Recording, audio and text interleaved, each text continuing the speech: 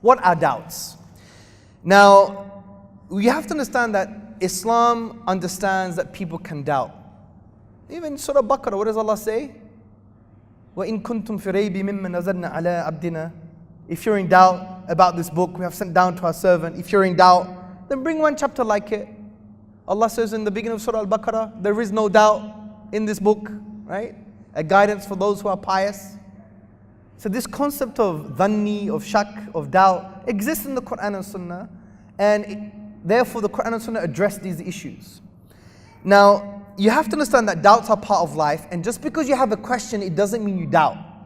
For example, if you're confused on how you can reconcile Allah's wisdom with Allah's creative power, if you don't know how to reconcile that, you don't know, you have a question, it doesn't mean you doubt Islam. You still believe He's one, you still believe He deserves worship, you just have a question. These questions are fine. The ulama discuss these type of questions. Don't think questions on the branches of faith, questions on even fiqh, questions even on ethics and morality, it doesn't mean that you don't have iman, you don't have yaqeen, you don't have certainty. Don't fall for that trap. Don't allow shaitan to use your own voice against you. I have questions. I had a problem. It was called the problem of evil. Why is there so much evil in the world? Didn't know how to answer it properly. I went to the Christian books, spoke to some ulama. Then I went to the chapter 18 of the Quran, right?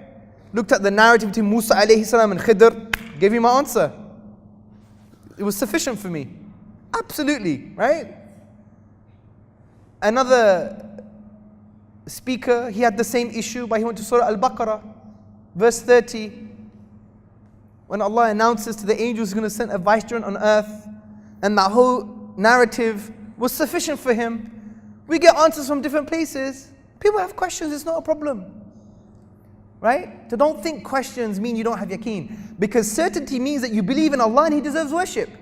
Now just because you doubt how Allah could do this, or sometimes you doubt the reconciliation between Him being Al-Hakim and Al-Khaliq, or you have an issue concerning, how do you explain the hudud, right? Or how do you explain certain ethical issues in Islam? I'm in doubt about this, right?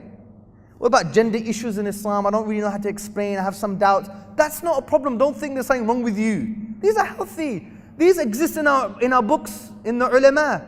Just because it's a question about your faith from an ethical point of view or from the branches of faith point of view, it doesn't mean the foundations, you basically don't have certainty in the foundations. Don't allow shaitan to play tricks with you.